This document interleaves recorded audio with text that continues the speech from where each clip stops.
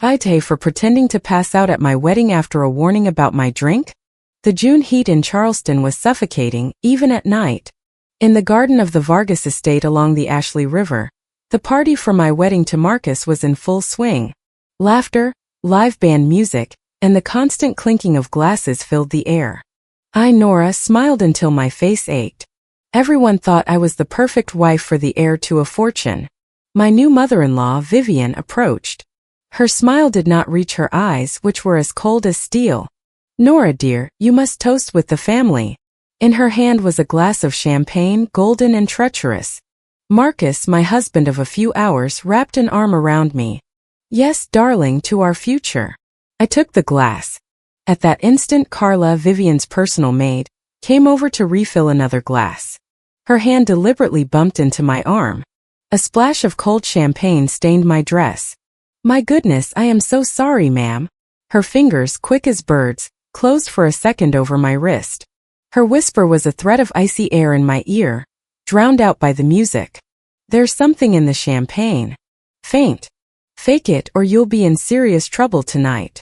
My heart stopped. Her eyes, filled with genuine panic, met mine for a fraction of a second. Then she lowered her head, stammering apologies. Vivian scolded her harshly. "It does not matter," I said, my voice sounding distant. I brought the glass to my lips and tasted it. It was bitter. I grimaced. "I think it is the shock and the heat. I feel very dizzy." Marcus frowned. "Nora, you have barely had a drink." I let my gaze go blurry. I let my legs go weak.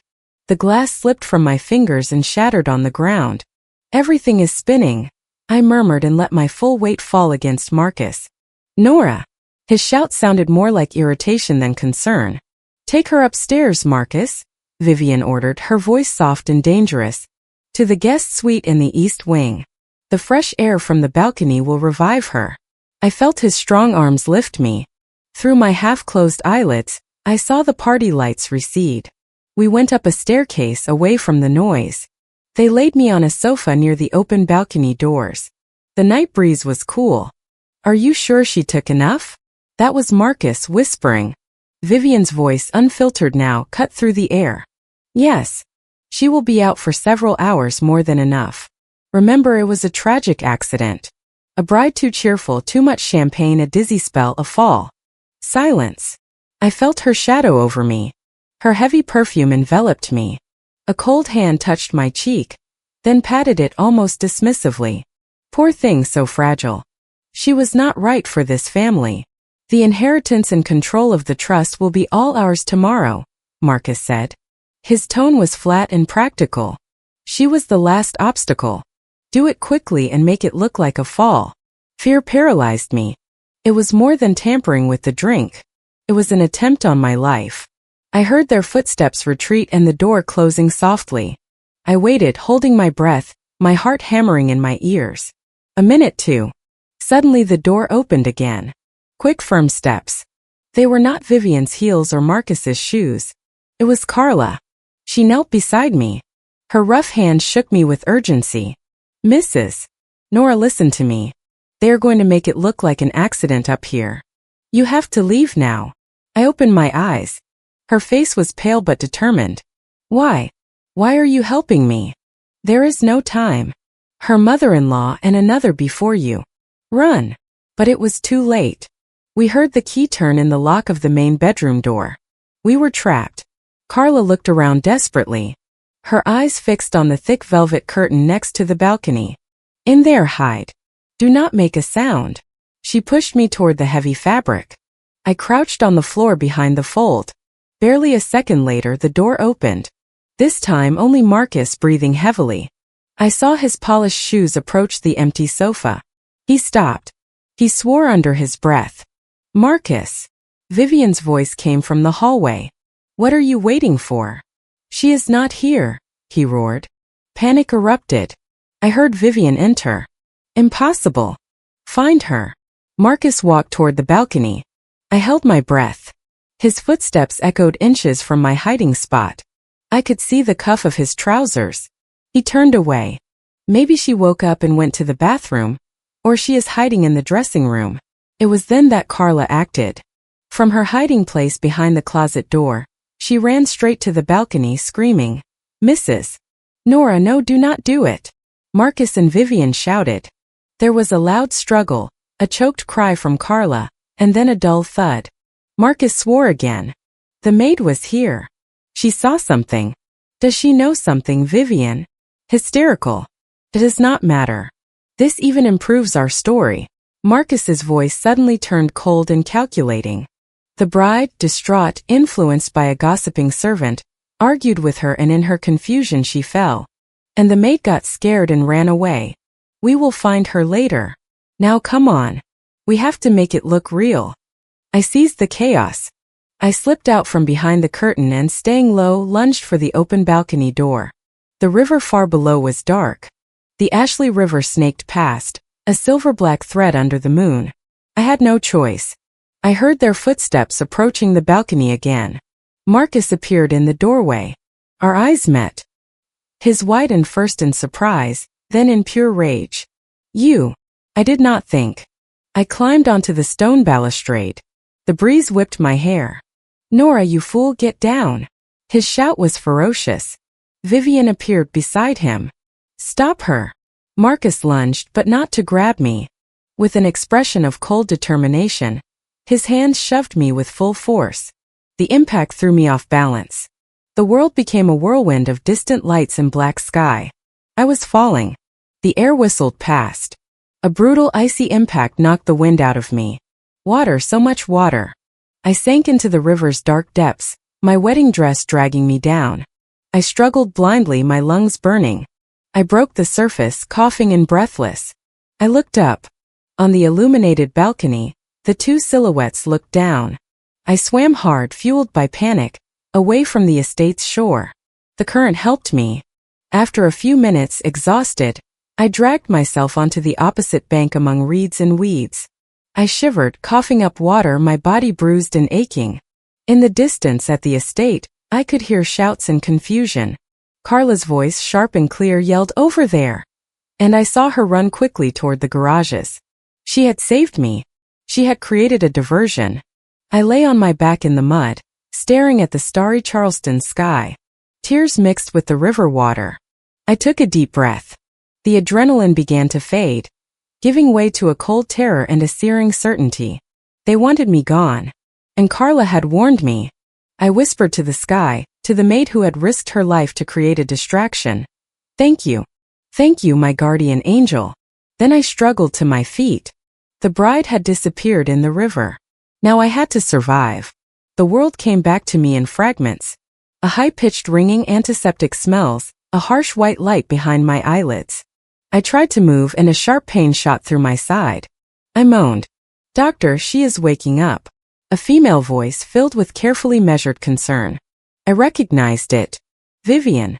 I forced my eyes open. The hospital room was impersonal. My mother-in-law stood by the bed, her face a mask of relief. Marcus by the window came closer. "Nora, darling." He took my hand. His fingers were cold. "Thank God. You gave us such a scare." "What? What happened?" My voice was a croak. The real confusion and fear were not hard to fake. Memories returned in flashes, the balcony, Marcus shoving me, the icy water. "You had a terrible accident, sweetheart." Vivian sat on the edge of the bed, her hand arranging the sheet with a possessive gesture. "After you felt dizzy, we took you upstairs. You must have been disoriented. You walked out onto the balcony alone and you fell. You fell into the river." Her steel-gray eyes scanned my face. "Do you remember anything?" I kept my gaze distant and empty. Carla's advice echoed in my mind. "Trust no one." "No, not much. I have a horrible headache." It is all a blur. A tear escaped. A real one. I fell. How stupid of me. Marcus squeezed my hand. No. It was a tragic accident. The important thing is that you are alive." But his relief seemed focused on my amnesia, not my survival. The doctor came in. 2 fractured ribs, a mild concussion, multiple bruises, and selective memory loss, common after trauma. It was my perfect alibi. The next day the police came. A kind, middle-aged officer with a notepad. Marcus and Vivian did not leave the room. Mrs. Vargas, can you tell me what you remember about that night? I took a deep breath. I remember the toast. Carla, the maid, spilled champagne on my dress. I felt very dizzy. Then Marcus and his mother helped me upstairs. I wanted some air. Everything went black. The next thing I knew was water and cold. I brought my hands to my temples. That is all. I am sorry. The officer made a note. And the servant, Carla? The other employees said they saw her running toward the garages, frightened, right after your fall. Then she disappeared. Did you have any special relationship with her? Any reason for her to fear something? My guardian angel. No, I said weakly. She was my mother-in-law's maid. We only exchanged polite words. I do not know why she would have run. Maybe she was scared of being blamed. I looked at Vivian. She is a good woman, is she not, Vivian? Vivian nodded gravely. Yes, but high-strung. Her reaction was strange. We are looking for her to clarify things. Her tone implied that finding her would clear everything up definitively. The officer seemed satisfied. An accident, an overly nervous maid. Case almost closed. When they left, Marcus sighed. It is a good thing you do not remember the details, my love. It would have been more painful. He leaned down and kissed my forehead. His scent, an expensive cologne, made me nauseous. The next few days were a quiet hell. They treated me like fine broken china. Visits from family friends were brief, filled with pitying glances. I smiled empty, poor Nora. One afternoon I was alone. Vivian had gone to take care of some matters. Her words. Marcus was out. The room door opened softly. I expected a nurse. It was Carla. She wore a hospital cleaner's uniform, glasses, her hair pulled back severely. She closed the door and approached the bed. Her face was pale and tense. You do not have much time, Mrs. Nora, she whispered, her eyes scanning the door. Listen to me. They wanted it to look like an accident, a faint, a fall, but you woke up too soon. Marcus lost his nerve and shoved you. It was more violent than planned. Why? I asked, grabbing her hand. Why do they want me gone? For money, for control. Your marriage gives you rights to a huge family trust. With you gone, everything goes to Marcus. No questions asked. She squeezed my fingers. Do not trust anyone. Do not eat or drink anything that does not come directly from the medical staff here. No flowers, no gifts. They want you to go back to the big house in Manhattan. It will be easier there. I cannot go, I said, terrified. You have to go. If you resist, it will look more suspicious. You have to seem weak, scared, with no memory. And you have to search for the truth. She dropped a folded piece of paper into my hand. A number. Memorize it and destroy it. It is someone who knew your real mother. They can help you. Only call from a safe place, never from the house. My mother died of an illness. Carla shook her head sadly. Search. The answer is in the past and in your own face. We heard footsteps in the hall. She pulled away abruptly. Take care, ma'am. And remember, your worst enemy is not hatred, but greed disguised as affection. She slipped out of the room a second before a nurse entered. My heart was pounding. I crushed the paper in my fist. All I wanted was to run far away. But Carla was right. Running would make me look guilty or crazy and condemn me to a life in hiding. And now I needed to know why. Because of my face, because of my mother. A week later I was discharged. Marcus insisted on taking me directly to the family mansion on the Upper East Side of Manhattan. You will be more comfortable there, with us to take care of you. The car ride was silent. I watched New York go by through the window, the city vibrant and alien. The Vargas mansion was a sober old townhouse. As I entered, the air smelled of beeswax and something else, of power and secrets. Vivian took my arm firmly. Welcome home, daughter. Everything will be better now. You will get well here. Her smile was the door to a cell. I went up to the room that would be mine, spacious and luxurious, with a window that had decorative bars. It was not the bridal suite. I sat on the bed, Carla's paper burning in my memory. A number, a name, the truth about my mother. The fear was still there, cold and deep, but now something new burned beneath it, a fierce, quiet determination. They had tried to end my life, and I, Nora, was not going to be their next silent victim. I was going to find out why. The Vargas mansion in Manhattan was a fortress of silence and cold stone. My room, though spacious and luxurious, had the stale air of a cell. The decorative bars on the window seemed to mock me. I spent the first few days in bed, feigning more pain and weakness than I actually felt. Vivian visited me 3 times a day, always with a tray, broths, teas, small portions of bland food. To get your strength back, Nora dear. Her smile was a tight line. I remembered Carla's warning. Do not eat or drink anything. I am not hungry, Vivian. I am sorry. The hospital doctor said my digestion might still be slow. I would push the tray away with a trembling hand. Sometimes I pretended to take a sip of water, but never from the glass she brought. My water came from the bathroom tap, which I let run for minutes before filling my glass. Marcus came in the evenings, sat on the edge of the bed, and talked about the weather, about how quiet everything was now. He never touched me. His eyes scanned my face, my bandaged body, searching for something. Crack in my memory.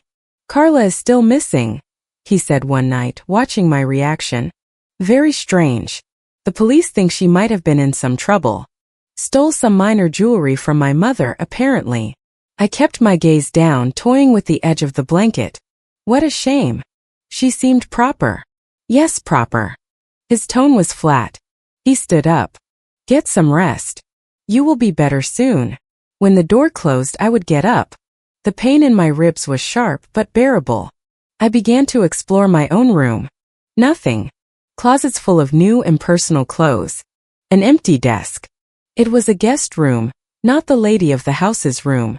On the 4th day I dared to go out. I grabbed my robe, leaning on the walls, making a grimace of genuine pain from the effort. The mansion was a labyrinth of carpeted hallways, dark paintings, and closed doors. I could hear the distant hustle of servants, always in another wing. Vivian must be in her drawing rooms, Marcus in the city. I reached a large landing with a window overlooking a gloomy inner courtyard. From there I saw a half-open door. It was Marcus's study. My heart pounded. I looked around. Silence. I slipped inside and closed the door without a sound. The room smelled of leather and expensive tobacco. Shelves full of legal books. An imposing mahogany desk, everything neat and cold. I approached the desk. Top drawers, bills, boring business documents, nothing. Then the large central drawer locked. I searched the pockets of my robe. Nothing. I looked around. On the mantelpiece, between a pendulum clock and a bronze statuette, was a silver letter opener. I took it. It was thin and strong. With trembling hands, I inserted it into the keyhole of the drawer, struggling. A trick I had seen in a movie. It did not work, only scratching the wood. I cursed silently. Then my fingers felt along the bottom edge of the desk. Sometimes people. Yes, a small lump, a piece of tape, and under it a small cold key. The key turned in the lock with a soft click. Inside the drawer, folders, company names, balance sheets. At the very back, a thinner brown cardboard folder. I opened it. Inside were older documents. A birth certificate, mine, and another for a woman, Evelyn Torres. My mother. She died when I was 10. Heart failure, the death certificate said. I had always known that. But underneath was another paper. A photocopy of a page from a registry of a convent in Santa Fe. An admission, a name, Evelyn T. Dated 9 months before my birth. And a handwritten note in a script I did not recognize. Situation resolved. Total discretion. Contact Vivian Vargas. A noise in the hallway. I slammed the folder shut, put the documents back, locked the drawer, and put the key back in its place. I slipped behind a heavy curtain just as the door opened. It was Vivian's footsteps. She walked straight to the desk. I heard the sound of the drawer opening. My blood ran cold. She glanced at something, a sigh. Then the drawer closed again. Her footsteps moved away. I waited an eternity before emerging from my hiding place, trembling. That night dinner was tense. We ate in a huge dining room. I barely touched my food. Vivian did not take her eyes off me. You have been very quiet, Nora. The walk around the house must have tired you. Her tone was casual, but her eyes were digging. Yes, I am still weak. I only made it to the stair landing. I lied smoothly. Marcus took a sip of wine. This house can be large. Do not get lost. The next day, I took advantage of Vivian leaving for an appointment.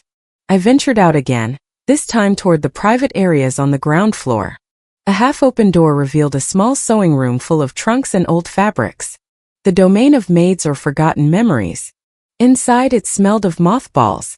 In a corner was an old, dusty photo album. I opened it. Photos of a younger Vivian, of a stern man who must have been Marcus's late father. Parties, horses. Until a photo slipped out. Fell to the floor. Picked it up. It was an older black and white photo. A young woman standing in a patio with flower pots smiled at the camera with a sweet sadness. She wore a simple dress and her face was my face. Almost. The same eyes, the same curve of the mouth. But she looked older, more tired. On the back, faded handwriting. Santa Fe, 2005. To my little girl with hope. Always yours, Evelyn. My mother was her. But in Santa Fe, a year before I was born in New York. And the note from the convent. Situation resolved. A cold sweat ran down my back. A faint creak. I turned around. Carla was in the doorway with a dust rag in her hands. We looked at each other. Her eyes widened when she saw the photo in my hand. She came in quickly and closed the door. What are you doing here, ma'am? It is dangerous. I found this. It is my mother. Why is she in Santa Fe? What does situation resolved mean? I measured my words. Carla lowered her voice. I cannot talk now. This afternoon at 4. The mistress has her nap. Marcus is at his club. Come here. Bring the photo. I will tell you what I can. She glanced toward the hall. Put that away and do not ask any more questions inside the house.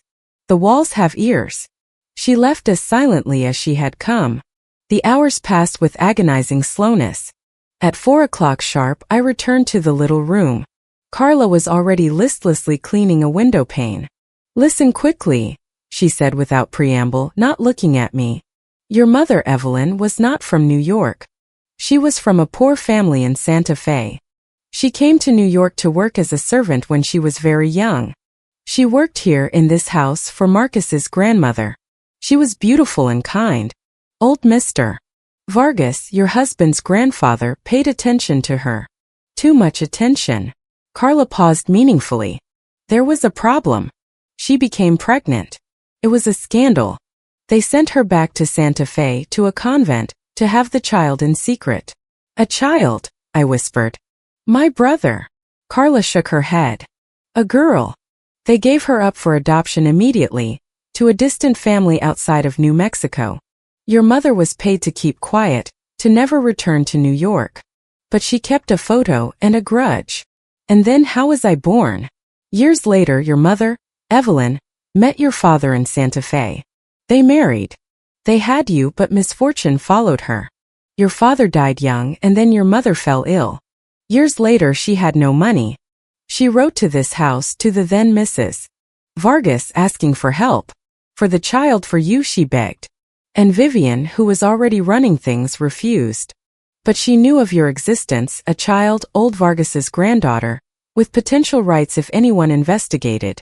Your mother died shortly after. You went to an orphanage, then to a foster family. But Vivian never forgot. And when Marcus needed a docile wife with no family, but with a distant blood tie that could simplify certain inheritances, they found you. The missing link, but a controllable one. The pieces fell into place with a dull, horrible thud. It was not a marriage of love or even simple convenience. It was a cover-up. I was an obstacle that could become an entitlement, and now an obstacle to be eliminated.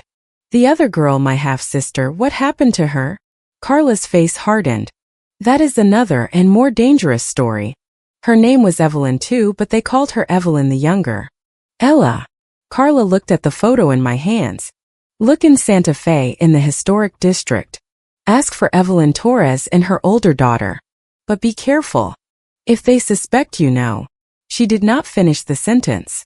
We heard footsteps in the hall above. Vivian's nap was over. Go, Carla whispered, through the back door. And burn that photo after you have memorized it. I left the small room, the photo hidden in my clothes, my mind reeling. A half-sister. A girl given up for adoption. Alive? Dead? And why was that more dangerous? As I went up the stairs to my room, I crossed paths with Vivian on the landing. She was impeccably dressed. Ah, Nora, you have left your room. I am glad. Her eyes fell on the hem of my robe, where a small cardboard edge of the photo was peeking out. She said nothing, just smiled. A long cold smile like cracking ice. Yes, I said, struggling to return her smile. I needed to stretch my legs. Of course, dear. She passed me, her perfume enveloping me like a toxic cloud. But do not overtire yourself. This house has many dark corners. It is easy to stumble. She went up the stairs. I stood frozen. It was not a warning, it was a threat. She knew. She knew I was searching, and the game had now changed. It was no longer just about survival, it was about the truth. Vivian's gaze was an ice pick driven into me. Her smile, that thin, cruel curve, froze the blood in my veins. She knew. She knew I was snooping. The game of the weak, amnesiac bride, was over. I spent the night awake, the photo of my mother hidden under the mattress. Carla's warning resonated. More dangerous. Why? What had happened to my half-sister? And why was my mere existence such a great threat? The next morning I decided to stop being prey. I went down for breakfast, dressed, no longer feigning weakness. Marcus was reading the newspaper. Vivian was pouring coffee. Good morning, I said, my voice firmer than I expected. Marcus lowered his paper in surprise. Vivian did not look up. You look well, Nora. The rest suits you. I sat down, took a piece of toast, and poured my own coffee. The simple action was an act of rebellion. I noticed Vivian's gaze follow my hand. I need to go out, I announced. Go shopping, see the city. This confinement is not doing me any good. Marcus exchanged a quick glance with his mother. Darling, you are still recovering. It is too soon.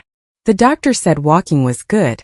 I am not going to run a marathon, just a stroll down Fifth Avenue or sit at a cafe in Central Park. I looked at them directly. Either I need to go out, or I am going to feel so unwell that I will need to see a doctor. One who is not family. One I can tell everything to. Nightmares, confusing memories, things like that. The veiled but clear threat hung in the air.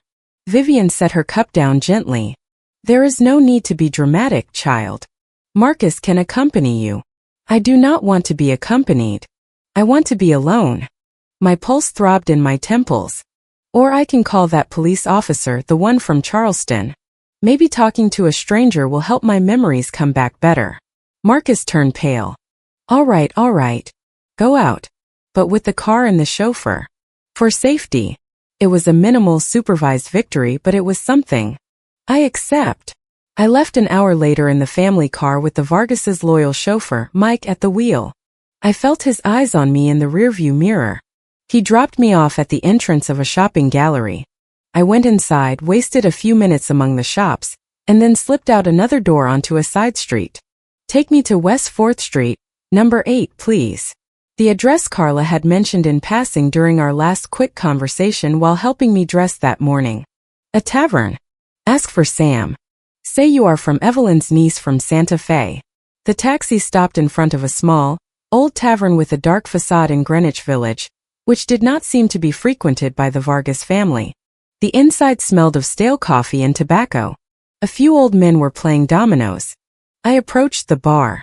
The man wiping a glass looked at me suspiciously. Hello. I am looking for Sam.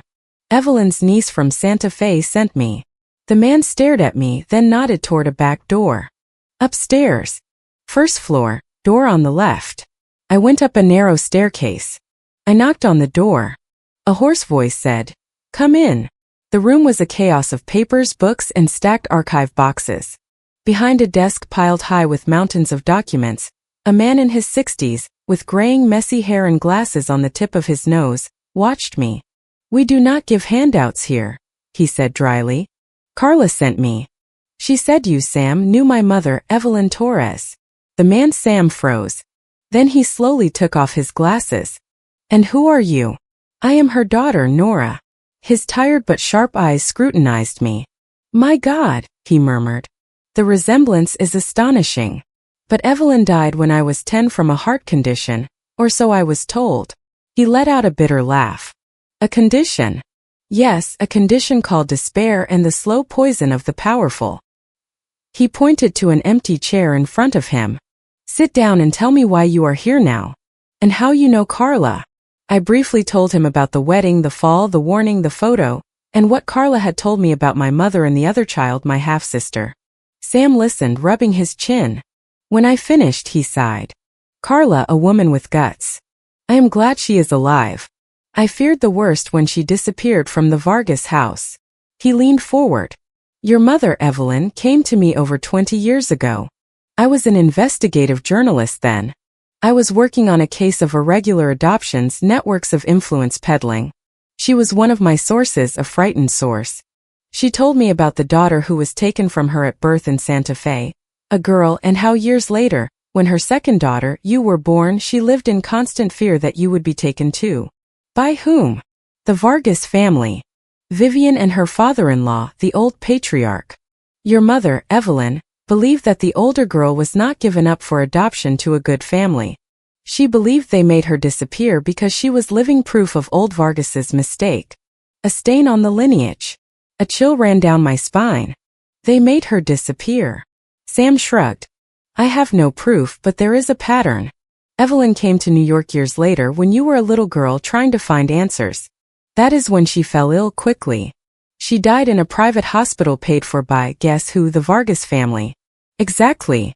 I was investigating, but they cut off my access. They pressured me at the newspaper. I was fired. My notes disappeared. He slammed the table in frustration. But I kept copies of some things. Just in case. He stood up and rummaged through a rusty file cabinet. He pulled out a thin folder. I opened it. There were yellowed newspaper clippings, a blurry photo of my young mother, and a page from a convent registry, the same as the one I saw on Marcus's desk. And a handwritten note. Contact Vivi. Resolved. Compensation accepted. A. Vivian Vargas. And my older sister, did she have a name? Sam glanced at his papers. Evelyn called her Evelyn too. Evelyn the little one. But to differentiate, sometimes she would say Ella, with a capital E. You know, she will suffer. It was obsessive. In my notes, I call her the child. He looked up. There is one last thread. A very old nun, now at the convent of the Incarnation in Santa Fe. Sister Teresa. She was in charge of the records back then. So if anyone knows where that child went, it is her. But be careful. If the Vargas family suspects you are looking into this. They already suspect, I said, feeling a pit in my stomach. He nodded grimly. Then your life is hanging by a thread. Here. He wrote something on a piece of paper. My phone number and Sister Teresa's name. Memorize them and destroy this. He looked me in the eyes. And Nora, trust no one. Not even the police. That family's tentacles reach far. I left the tavern feeling watched from every window. I took another taxi back to the galleries. I walked aimlessly among the shops and finally called Mike to pick me up. Back at the mansion, the atmosphere was electric. Vivian was waiting for me in the living room. You have been out a long time, Nora. Did you find what you were looking for? Her tone was sweet as poison. Just some fresh air, Vivian. I told you. Mike says he dropped you at the galleries, but he did not see you go in, and that you left through another door. She smiled. This New York is so dangerous for a woman alone, and with a poor memory. Marcus entered at that moment. His face was tense. Nora, come to my study. We need to talk. My heart leaped, but I nodded with feigned calm. Once inside, he closed the door. He did not offer me a seat. What are you doing? He asked, his voice a low thread of fury. I do not know what you mean. Stop lying. He slammed his fist on the desk. Did you think I would not notice? The furtive walks, the indirect questions, and today, where did you really go? I shrugged, keeping my gaze down. I needed to be alone. To think. Think about what? Santa Fe. The word fell like a brick. I looked up surprised. I had not mentioned Santa Fe, unless Carla was right and the walls had ears, or Vivian had searched my room. Why would I think about Santa Fe? I played dumb, but my voice sounded false even to my own ears. He came closer. His breath smelled of whiskey. Because you are just as stubborn as she was, just as ungrateful. We gave you a name, a position, and this is how you repay us. Dredging up the past. A past that does not concern you. She? Who is she? Marcus. I stepped forward, defiant. The other one, the one who came before me, the one who was also a problem. His hand flew. The slap struck my cheek, snapping my head to the side. The sharp, burning pain left me breathless. Shut up, he roared.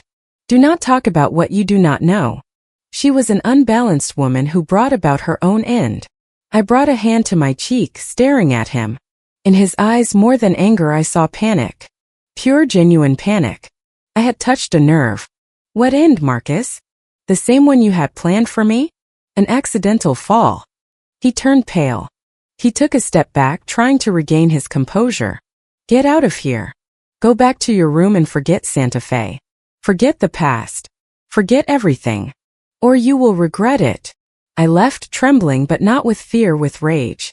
I went up to my room and locked the door. I went straight to hide Sam's paper. Then I checked my hiding spot under the mattress. The photo of my mother was gone.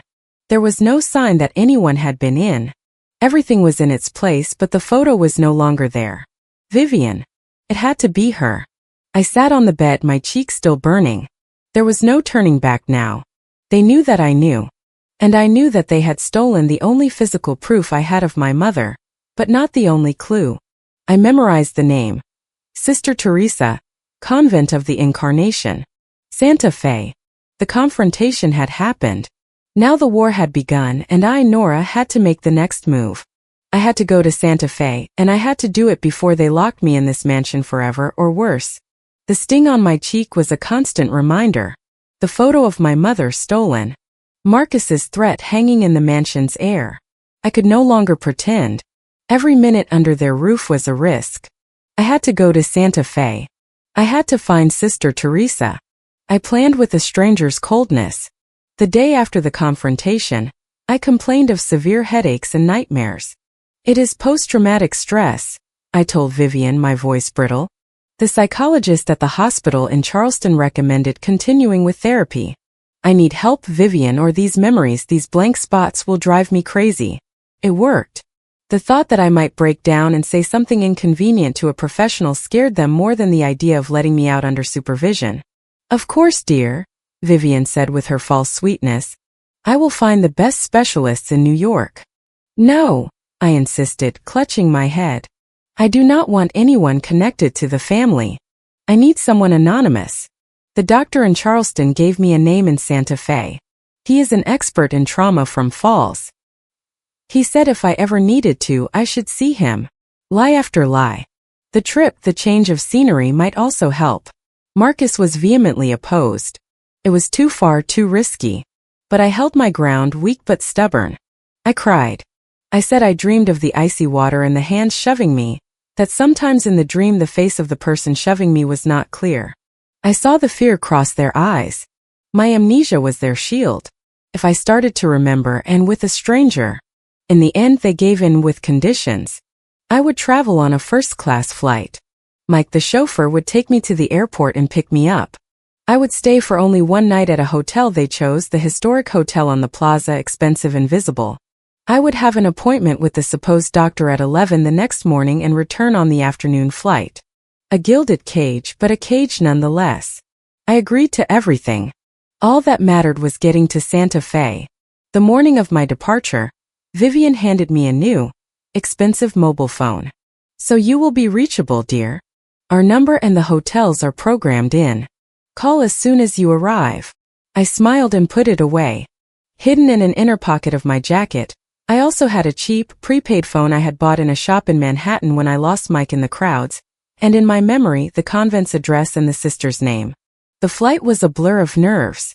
Every time someone passed my seat, I flinched. At the Santa Fe airport, Mike was waiting as promised. He escorted me to the imposing, luxurious hotel facing the plaza.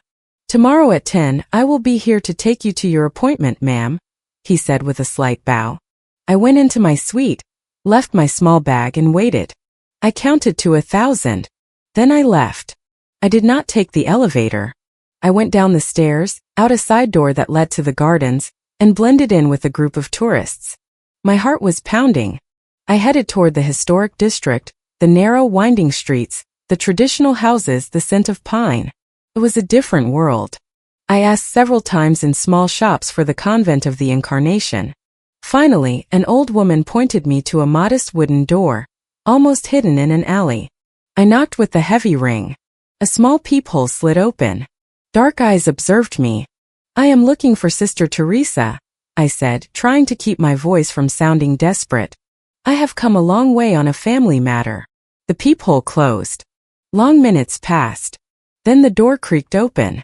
A very old, stooped nun with a face etched with wrinkles but with a clear, penetrating gaze motioned me inside. "I am Sister Teresa. Come in. We do not have much time." She led me to a small inner courtyard filled with flower pots, quiet and cool. We sat on a stone bench. "It has been a long time since anyone came asking about the old affairs," she said, her gnarled, spotted hands tangled in her rosary. "Especially about the Torres family." The name of my mother made my heart leap. "You knew her?" "My mother, Evelyn Torres." The old woman nodded slowly. "A sweet girl with a broken heart. She came here many years ago, frightened and alone. She gave birth to a girl, a beautiful little girl." Her eyes drifted into the past. "And what happened to the child? Was she given up for adoption?" I asked, holding my breath. Sister Teresa looked at me, her gaze filled with infinite sorrow. "That was the plan. There was a family from California. Everything was arranged, the papers, the money for the convent, everything." She paused. "But the night before they were to pick up the baby, something happened." "What?" "A man came. An important man from New York, with a woman." She did not say a word, just watched. "He spoke with the Mother Superior of that time. I was just a novice, but I listened. They did not want the child to be adopted. They said it was a family matter, that they would take care of it, that they would place her in a good home far away where no one would know." And the Mother Superior agreed. He showed papers. He spoke of significant donations to the convent, and of consequences if they did not comply. The Mother Superior was afraid. We were all afraid. The next day, the family from California arrived and were told the child had died suddenly in the night. An infection. It was all very quick. I covered my mouth with my hand. "She died. My sister died." The sister shook her head sadly. "I do not know, child. I do not know." That night, after the man's visit, the child was taken from the nursery. I saw it. I saw them take her wrapped in a blanket. She was not crying. They took her out the back door to a dark car. We never heard of her again. Not the Mother Superior, who died the following year, nor anyone else. The records, that particular page, disappeared shortly after. And my mother, did she know? When Evelyn recovered and asked for her daughter, they told her the same lie, that the child had died. She fell apart. I think a part of her died that day too. The old nun took my hand. Her fingers were as cold as marble. "She came back years later after you were born, asking again. She believed her first daughter was alive. She said she had dreams, premonitions that she was being called. She was obsessed and frightened. She feared for you. She feared they would take you too." "Why? Why would they do that? Take a baby and fake her death?" Sister Teresa lowered her voice even more, almost to a whisper. "For the blood, child. For the blood and the inheritance. That child was a Vargas's daughter. Though illegitimate, she carried their name in her veins. If she ever appeared, she could make a claim, she could tarnish their name. It was better for her to disappear, or to be raised in the shadows, controlled, forgotten. Or worse. She crossed herself. Your mother believed that woman, the one who came with the man that night, had taken her, that she had raised her as a servant or something darker. She called her the Ice Lady, and said she had eyes of gray like steel. Vivian. The description fit. She would have been young then, but she would already be the Ice Lady. My half-sister raised by Vivian. As a maid? A prisoner. And is there nothing else, a name, something? The nun seemed to hesitate. Then with a sigh, she rose with difficulty. "Wait. She disappeared for a few minutes into the dark interior of the convent. She returned with a small object wrapped in a linen cloth. She handed it to me. It was a small silver medal of Our Lady of Guadalupe, tarnished and simple. This was with the child when she arrived. It was pinned to her bassinet. Your mother left it, perhaps as a sign. When they took the child, the medal fell and rolled under a bench. I found it later. I felt sorry to throw it away. I have kept it all these years. I took the medal. It was cold and heavy. Tangible proof that my sister had existed. Thank you, sister. Thank you. My eyes filled with tears. Do not thank me, child, she said, her voice full of sadness. Go and be careful.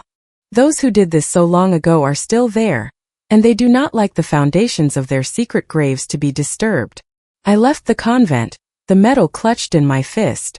The Santa Fe afternoon was warm and sunny, but I felt a chill in my bones.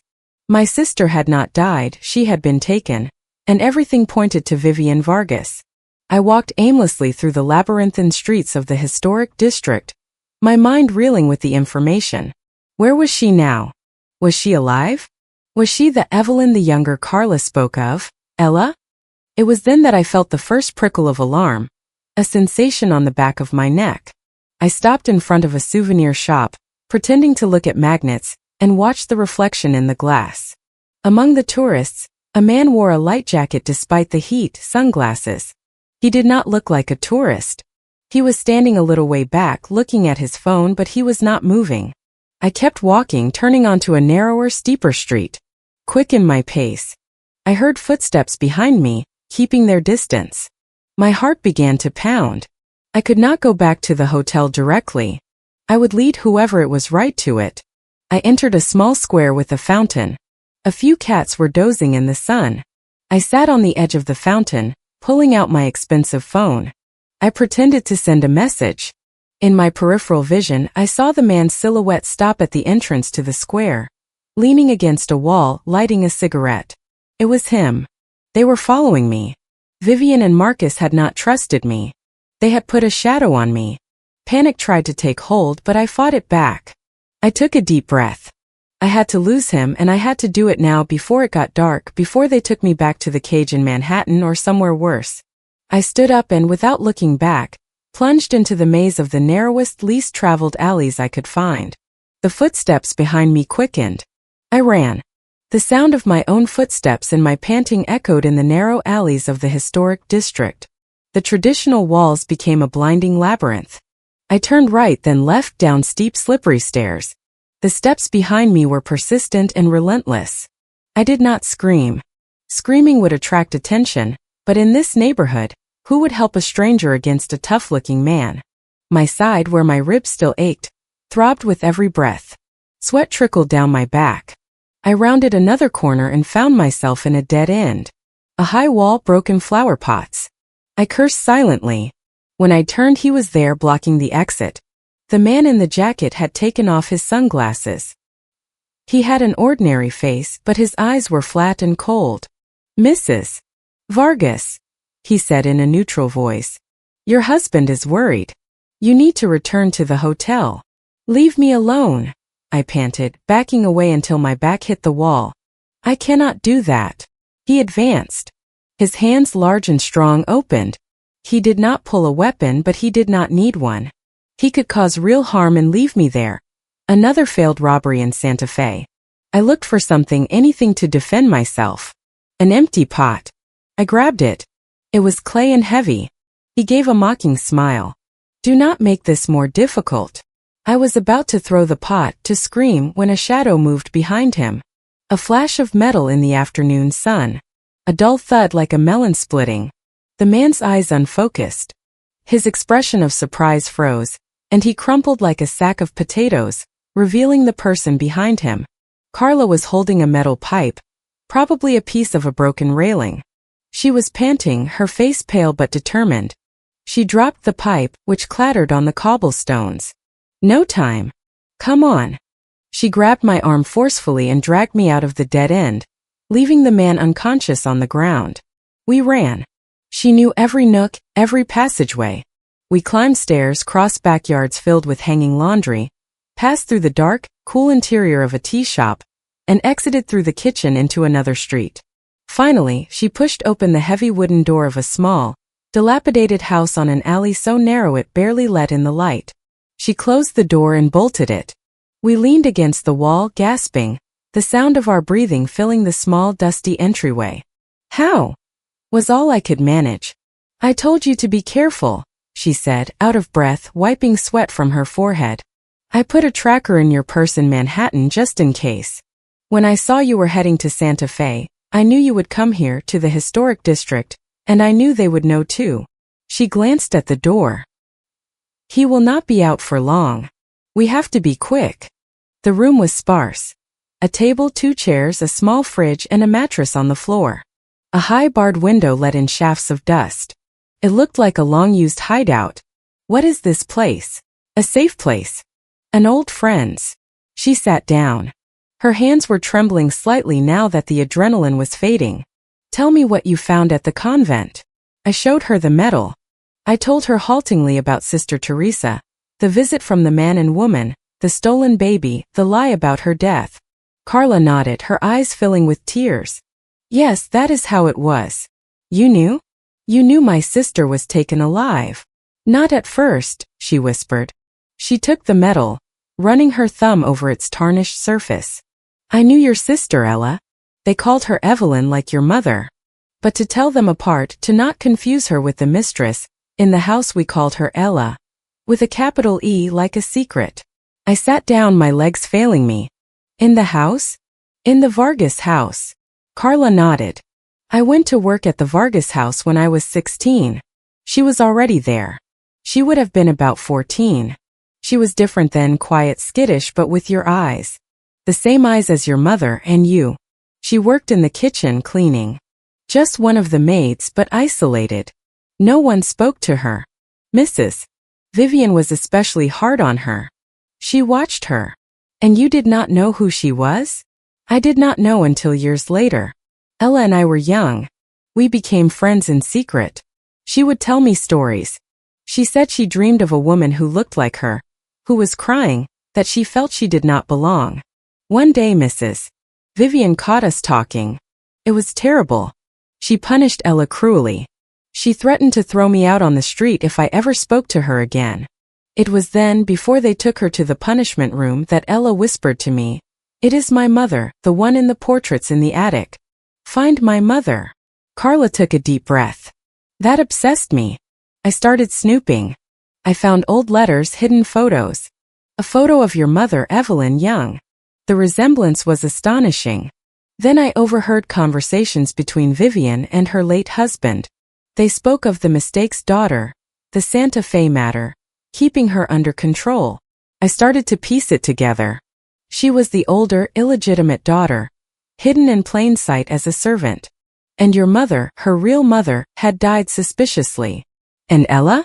My sister. The question froze on my lips. Carla's face darkened. 5 years ago, she had an accident. She drowned in the pond at the family's estate in the Hudson Valley. They said she had fallen, that she was confused, that maybe it was suicide. But I had spoken to her that same morning. She was scared, yes, but also hopeful. She had found papers, old records. She thought she could prove who she was. She was going to tell a lawyer, a journalist, that very afternoon. She never made it. A thick silence filled the room. Drowned just as they had tried with me. That is when I knew Vivian was capable of anything. And when I learned you existed, the younger legitimate daughter living elsewhere, I knew you were next. Because with Ella dead, you were the only other person besides Marcus, with direct blood from the Vargas grandfather. Your marriage to Marcus consolidated the inheritance, but your existence, your life, was a risk. If you died after the wedding, everything would pass to Marcus without complications, without questions. It all fit, a horrible perfect puzzle. And that is why you helped me? For her? For my mother?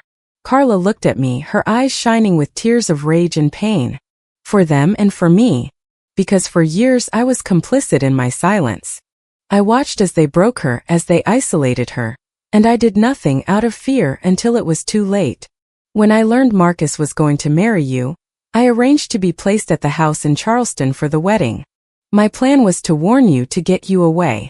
But everything happened too fast. I found out about the tampering with the champagne by chance, overhearing Vivian giving instructions to a servant. I could not stop them from giving it to you, but I could warn you. And when I saw them shove you, my God, she shuddered. I thought you were dead. I was the one who screamed, who ran to the garages to create confusion, to give the police another trail. Then I fled. I knew if they found me, they would cause me harm. And the man who followed me? He is one of theirs. Yes, a hired thug. They have several. You are an unresolved problem, Nora. Now that you have started asking questions, that you have come to Santa Fe, they will not stop. I stood up, pacing the small room. Rage, a cold fire, was replacing the fear. I have to confront them. Expose them. With what? Carla asked with bitter realism. My word against theirs? The word of a missing maid? A medal and the story of an old nun? It is not enough. They will declare you insane, unbalanced from the fall. They will bury the truth just like they buried your sister. She was right. I needed proof. Something concrete. The papers my sister found, where are they? Vivian burned them all after her death. I saw her. But she had a diary. She kept it hidden. She told me once, if something happens to me, look under the swallows. I never knew what she meant. I looked everywhere after she died, but I never found it. I think she took it with her, or Vivian found it. Under the swallows, I repeated. It was a clue. It had to be. I looked at Carla. I have to go back to the house in Manhattan. That is insane. They will cause you harm there. The answer is there. And besides, I added, a plan beginning to form in my mind. If I do not go back, they will come looking for me with more force, and they will find you. Now I have to play their game. But knowing the rules. Carla looked at me, impressed by my determination. What are you going to do? I am going back. I am going to be the docile, traumatized wife. I am going to let them think they scared me off, that I have given up. And I am going to find that diary. And when I have it, I said, my sister's medal clutched tightly in my hand, then I will confront them with more than just words. Carla nodded slowly. Then from her pocket she pulled out a cheap phone like mine. Take this. It is clean. My number is saved. Next time do not come to Santa Fe. Call me. And Nora, her voice broke, be careful. Your guardian angel cannot be inside that house anymore. Vivian is looking for me. I have to disappear again. I hugged her.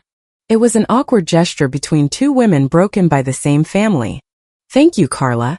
For everything. Do not thank me, she whispered, just as Sister Teresa had. Survive. Survive and expose them. For her, for your mother, for you. I left the safe house through a back door that opened onto another alley. My pursuer was gone, probably recovered and searching for me. I walked quickly, my head down, until I reached a busier street. Take me to the historic hotel on the plaza, please. Back in the luxurious suite, I looked at myself in the mirror. My face was pale, streaked with dirt and fear, but my eyes, the eyes I had inherited from my mother and my sister, held a new fire. I was no longer Nora the victim, the foolish bride. I was Nora, the sister who survived, and I had a debt to pay. The expensive phone Vivian gave me rang. It was Marcus. Nora, darling, is everything all right? How was your appointment with the doctor? I took a deep breath. I let a tremor enter my voice, that of the scared girl. It was exhausting, Marcus. I talked about the fall, the water. It was horrible. I just want to come home, come back to you and forget all of this. On the other end of the line, there was a brief, satisfied silence. Of course, my love. We will bring you home tomorrow. Get some rest. I hung up. Yes, I thought, looking at the silver medal on the table. Tomorrow I am coming home. To your grave. The return to Manhattan was like descending into a carefully controlled nightmare, but with expensive carpeting and icy smiles. Marcus was waiting for me at LaGuardia. He hugged me, a dry embrace that did not really touch me. You are tired, I can tell, he said, his eyes scanning my face for cracks. I gave him a hollow smile, the smile of the scared girl who wanted to forget. It was very intense, Marcus. But the doctor said it is normal, that gradually. That I should feel safe at home. The word home tasted like ash. Of course, darling. You are safe here. The mansion greeted me with its oppressive silence. Vivian kissed me on both cheeks. Santa Fe is a city that gets on your nerves, full of tragic history. It is better that you are here. Her comment sounded like another warning. I locked myself into my role. I spent hours in my room, staring out the window, faking crying spells when I knew someone was on the other side of the door. I accepted Vivian's food trays but only ate what was prepackaged, what I could open myself. I drank water from the bathroom tap. My submission seemed to calm them. Marcus began to talk about trips, about going to his club, about how I would soon be back to normal, the normal of my tomb. But at night I listened and waited. My mind constantly turned over the phrase, "under the swallows." My sister, Evelyn the younger, had hidden her diary there. Where? In a house this large. I thought of paintings, drawings, tiles. Swallows are a common motif in art, but in this sober, severe house, there were no folkloric decorations. A week after my return, during dinner, Vivian mentioned in passing that the next day they were going to a charity auction for the whole afternoon. "You will need to rest, Nora, but if you feel up to it, you could go down to the library. There are nice books, or the music room." It was my chance. They would be out. The house would be almost empty. The next day, after hearing the car drive away, I left my room. I wore dark, comfortable clothes. My first target, the library. It was a huge room with shelves reaching the ceiling. I searched among the spines looking for a book on birds, on art. Nothing. I looked at the picture frames. Somber landscapes, portraits of fierce-looking ancestors. No swallows. Frustrated, I went up to the floor with the guest bedrooms and servants' quarters. I passed the door that had been Carla's, locked. Then I reached a narrower, dustier flight of stairs that led to the attic. I had never been up. The door creaked open. The attic was a huge space, filled with old furniture covered in sheets, trunks, and the smell of dust and forgetfulness. Dim light filtered in through dirty skylights. It was the perfect place to hide secrets. I began to search, carefully moving boxes, checking trunks, old clothes, broken toys, outdated ledgers. Nothing. I sat on an old chest, discouraged. What if the diary did not exist? Or what if Vivian had found and destroyed it years ago? I let my gaze wander over the wooden beams of the sloped ceiling, and then I saw them. They were not painted, they were not tiles. They were real. On one of the main beams, just above a pile of trunks, a family of swallows had built their nest a long, long time ago. The nest, abandoned and covered in dust, was a work of art made of mud and straw stuck to the wood. Under the swallows. I jumped up, dragged a heavy trunk until it was right underneath. I climbed on, wobbling. The nest was out of my reach. I looked around and found an old broomstick. Carefully, I passed it behind the beam just below the nest and pushed up gently. Nothing happened. I pushed a little harder. A piece of mud broke off. And then something else. A small rectangular package wrapped in black plastic and tied with string dislodged from a hidden crack behind the nest and fell to the wooden floor with a dull thud. My heart stopped. Picked it up. It was covered in dust and cobwebs. I untied it with trembling fingers. Inside was a faded blue hardcover notebook. On the first page, in a shaky but firm hand, Evelyn Torres. So I do not forget who I am. It was her diary. My sister's. I did not have time to read it there. I wrapped it up again and hid it under my sweater against my skin. I went down the attic stairs, closed the door and ran to my room. I hid it under the mattress next to Carla's phone. I had to wait. I had to wait for night. The wait was torture. Marcus and Vivian returned, loudly discussing the auction. We had dinner. I could barely swallow. "Are you all right, Nora? You seem nervous," Vivian said, her eyes like scanners. "It is the headache medication. It makes me drowsy." She nodded but did not seem convinced. Finally, night fell. I waited until 1 in the morning. The house was silent. I took out the diary and with the help of a small flashlight began to read. It was not a child's diary. It was the notes of a trapped young woman. She wrote about her life as a servant, of Vivian's dull hatred, of Marcus's indifference. She wrote of recurring dreams of a woman who looked like her, who was crying. Of her slow investigation, how she had stolen keys, How she had found old letters in Vivian's study, how she had discovered her real name, her mother's name, and the existence of a younger sister. Nora. My name appeared several times. I must find her. I must protect her. They cannot do the same to her. The last entries were heartbreaking. She had found an old document, a will from the Vargas grandfather, which acknowledged the daughter of Evelyn Torres and left her a small part of his assets. It was the document that made her a threat. Vivian knows. She looked at me in a strange way. I am scared. I have hidden a copy with the notary Sam Reynolds on West 4th Street. The original is with the diary. If something happens to me, look here under the swallows. Please someone find me. And the last line, written in a trembling script on the day of her death. Vivian has summoned me to the pond. She says she wants to talk. I have the will with me. I am going to confront her. For Mom, for Nora. God, have mercy on me. The will was there. I searched between the pages, a paper folded many times, fragile and yellowed. I opened it. It was short, clear, and signed and dated by the grandfather Raymond Vargas. It left 15% of my trust to the living daughter of Evelyn Torres, the fruit of our relationship, so that she may have a dignified future. It did not name my sister, but it defined her. It was a legal acknowledgement. And with my sister dead, that 15% would likely revert to the main inheritance, unless there was another direct heir. Me. Her sister. The next daughter of Evelyn Torres. I had the proof. The proof of the motive, not only for my sister's death but for the attempt on my life. A will that gave us rights, a will that Vivian wanted to make disappear. I guarded the diary and the will as if they were gold. I was no longer afraid. I had rage, a cold, calculating rage. The next day, I went down to breakfast with the diary, and the will hidden in a large handbag. Marcus and Vivian were there. Good morning, I said, in a voice I did not recognize, clear and firm. They both looked up, surprised by my tone. Nora. Darling, did you sleep well? Marcus asked. Yes, I slept very well. For the first time since you shoved me from the balcony. The silence that followed was absolute. The sound of Vivian's spoon against her coffee cup echoed like a death knell. What are you saying, child? Vivian said, putting on her mask of concern. The medication is affecting you. I am not on any medication, Vivian. And I am not affected. I am more lucid than ever. I took out the blue diary and placed it on the mahogany table with a sharp thud.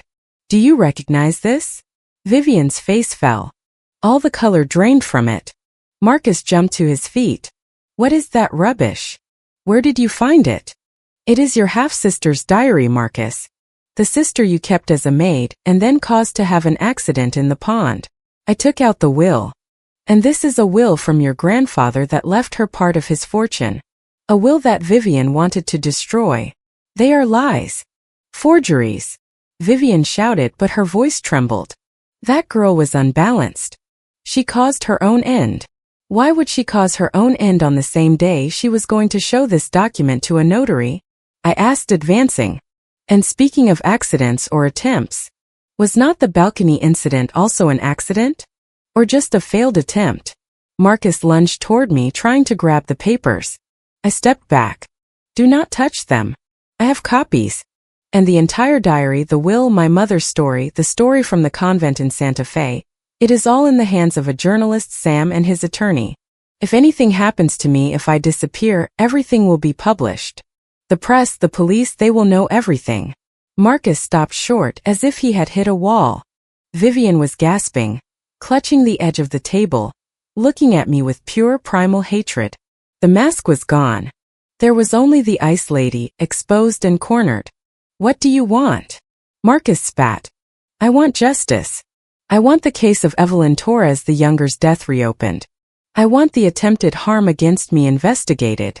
And I want my share, what is mine by blood, and what was my sister's. I looked directly at Vivian. And I want you to confess. To confess what you did to that girl, what you did to my mother. Never. Vivian screamed. You ungrateful wretch. We gave you everything, a life of luxury. You gave me a threat. I screamed back, all my rage erupting at once. To my sister, to my mother, and to me. You only wanted our silence and our blood. The dining room door opened. Mike, the chauffeur, and another large servant appeared, drawn by the shouts. They saw the scene, me standing defiant, Marcus pale and furious, Vivian on the verge of hysteria. "Everything is fine," Marcus said, regaining some composure, but his voice sounded hollow. "Leave." The servants hesitated but obeyed. The door closed. "This is going nowhere, Nora," Marcus said, trying a reasonable tone. "These are serious accusations. They will declare you insane. No one will believe a missing maid and a deranged widow. Carla is not alone, and I am not deranged. I have proof, I have the will, and I have this conversation recorded." I pulled the cheap phone from my pocket. I had pressed record upon entering. "Everything you have said, Vivian, your denials, your hatred, it is enough for the police to start asking some very uncomfortable questions. About the pond, about the donations to the convent, about my accident." Vivian let out a strange sound, somewhere between a growl and a sob. She collapsed into her chair, not from grief, but from impotent fury. Damn you, just like your mother." That was her confession. I accepted it as such. "Tomorrow," I said, gathering my things, "my attorney and the journalists will be here. We will present the evidence. You can choose a public scandal, legal proceedings, the ruin of your name, or a private solution. I will waive all criminal claims in exchange for a public acknowledgement of my sister's memory, for being given what is mine according to this will, and for you to leave Manhattan. Both of you. Are you crazy?" Marcus roared. "It is that or prison. For complicity in serious harm at the very least." I walked to the door. "Think about it. You have until 10 in the morning." I left the dining room, trembling inside but firm on the outside. I went up to my room, locked the door, and leaned against it. The beating of my heart echoed in my ears. I had done it. I had confronted them.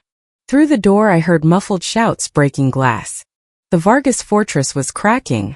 I took out the phone and dialed Carla's number. She answered on the first ring. "I have it," I said, breathless. "I have the diary and the will. Tomorrow at 10, Sam will be ready with his attorney." "They will be," she said, her voice filled with an intense emotion. "And them. They are scared and furious. But scared. I think they will give in. They will not have a choice. Be careful, Nora. A wounded animal is more dangerous." "I know. But this time I am the hunter." I hung up. I went to the window. Outside, Manhattan sparkled, indifferent. For the first time since my wedding, I breathed with the feeling that the air was truly my own. The battle was not over, but I had won the first major skirmish. Tomorrow would be the war. The night after the confrontation was the longest of my life. Locked in my room, I listened to the sounds of the mansion. Slamming doors, muffled voices, the engine of a car starting and speeding away. They did not try to open my door. There were no more threats, just the charged silence of a brewing defeat. My phone was recording, the diary and will were hidden in 2 different places. I did not sleep. I planned every word, every gesture for the next morning. At 9:30, a car stopped in front of the gate. It was not Sam's. It was a discreet gray vehicle. From the passenger seat emerged Carla. She was dressed simply but held her head high. From the back seat, Sam, with his eternal look of a disheveled academic, and a younger man in a suit and carrying a briefcase, the attorney, Luke. The pale butler showed them into the main drawing room. I was already there, standing, dressed in a simple black dress. Felt like a duel. It was. Marcus and Vivian came down shortly after. They looked as though they had aged 10 years in one night. Vivian wore sunglasses, but she could not hide the rigidity of her jaw. Marcus, his eyes bloodshot, looked like a stranger. "What is this circus?" Vivian began, but her voice lacked its usual force. "The end of the show, Vivian," Sam said with a calmness that was more threatening than any shout. He took out a recorder. "As of yesterday, I have an interesting interview with Sister Teresa from the Convent of the Incarnation in Santa Fe, and numerous documents, some provided by Mrs. Carla, which paint a disturbing picture." The attorney, Luke, placed his briefcase on the table. "I am Luke Monroe, legal representative for Mrs. Nora Vargas. This morning we filed a request with the appropriate court to reopen the investigation into the death of Evelyn Torres, which occurred in 2015, in light of new evidence. He looked directly at Vivian, as well as a complaint for attempted harm against our client, which occurred on June 15th of this year in Charleston. The evidence is, in our opinion, overwhelming. You have nothing, Marcus burst out, but it was a weak roar. We have a will from Raymond Vargas, Luke said, pulling out a copy, which recognizes succession rights. We have a diary detailing threats and coercion. We have the testimony of eyewitnesses from the wedding night willing to testify about your conduct. We have a history of irregular payments to a convent in Santa Fe. And we have, most importantly, our client's will to see this through to the ultimate consequences, both in the media and in the courts. What do you want? Vivian asked, the words coming out as a hoarse whisper. She had abandoned the pretense. Now there was only negotiation. I spoke. What I said last night. Public acknowledgement of the existence and tragic death of my sister Evelyn. A donation in her name to an organization that helps vulnerable women. The portion of the trust inheritance that belongs to me, and that which would have belonged to her according to this will, to be liquidated and transferred to my account. And the sale of this house. You will leave Manhattan and stay away from me forever. And the charges? Marcus asked, looking at the attorney. Luke intervened.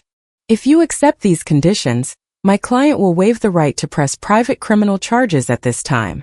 But I must be clear, the reopening of the investigation into the death of the young Evelyn is a matter of public interest, prompted by new evidence. It is no longer in our hands to stop it. The authorities will act as they see fit. It was the masterstroke. I could not guarantee them immunity. I could only offer not to push further. The scandal, however, would be uncontrollable. The press, tipped off by Sam, was already aware of a major revelation concerning the Vargas family. Vivian sank onto a sofa, defeated. Marcus gave a single nod, his gaze lost on the floor. We accept, he murmured. The following days were a whirlwind of attorneys, discreet journalists, and a deathly silence within the mansion. We signed non-disclosure and waiver agreements. My money, a figure that took my breath away, was transferred. A brief note appeared in the society section of a major newspaper. The Vargas family deeply regrets the tragic loss years ago of a distant young relative, Evelyn Torres, and announces a donation in her memory. It was vague, but for those who knew how to read between the lines, it was a bombshell. Vivian and Marcus packed and left for their estate in the Hudson Valley, supposedly indefinitely. The Manhattan mansion was put up for sale. I moved into a small, secure apartment that Sam helped me find. Carla stayed with me for a few days, but she too needed to disappear to start over far away, with a portion of the money I insisted she take. Your sister would be proud, she told me as we said our goodbyes at the station. And your mother too. We did not say goodbye, just, see you later. One afternoon, as I was packing my few new belongings to leave New York for a while, the building's doorman brought up a package. It had no return address. It was small, rectangular, wrapped in brown paper. Cautiously I opened it. Inside was a worn cloth-bound notebook and a cheap childish necklace of colored plastic beads. A note written in a shaky elderly hand. She asked me to keep this for her. She said, if my sister ever comes, give it to her. So she will know I thought of her. I am sorry. Sister Teresa has passed away. Peace be with her soul. Below was a drawn cross. It was another, older diary of my sister's, from when she was a teenager. I opened it to a random page. I dreamed of the crying woman again. Today I saw a photo in a hidden drawer. She looks like me. Her name is Evelyn. Like me. Could she be my mother? Why did she abandon me? Or was she abandoned too? Further on, I heard the ice lady on the phone. She was talking about a child. Another child. My sister. Her name is Nora. I have a sister. I must be strong. Maybe one day I can find her. Maybe one day I can protect her. Tears fell on the yellowed pages. She was not just a victim. She was a young woman who in her confinement dreamed of me, who wanted to protect me, who named me her hope. The necklace, of no monetary value, I closed in my hands. It was all she had ever had of a childhood, and she had bequeathed it to me. The next day at JFK Airport, Sam came to see me off. Are you sure you do not want to stay? The battle is won. I shook my head. This is not my home. It never was. I need to breathe air that does not smell of their dust. I gave him a hug. Thank you, Sam. For everything. Right. And if you ever want to tell this story the right way, you know where I am. I boarded the plane with a single carry-on bag. In it were the 2 diaries, the necklace, and the silver medal. I did not look back as the plane took off. As Manhattan became a scale model under the clouds, I opened my sister's diary to the last page. There was a sentence underlined forcefully like an oath. No matter where I am, no matter who they are. I am Evelyn, daughter of Evelyn, and no one will erase me. I smiled through my tears. Taking out a pen beneath her sentence, I wrote, I am Nora, sister of Evelyn, and no one will erase us. Now at last to fly. I closed the diary, leaned back in my seat, and looked toward the infinite blue of the horizon. The fear had been left behind on the ground. What filled me now was not just relief, not even victory. It was something simpler and more profound. The light and terrifying feeling of finally being the master of my own path.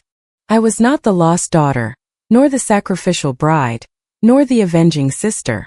I was just Nora. And that, for the first time, was more than enough. Did you enjoy this story? Leave a comment and hit the subscribe button to support the channel. More tales are on the way.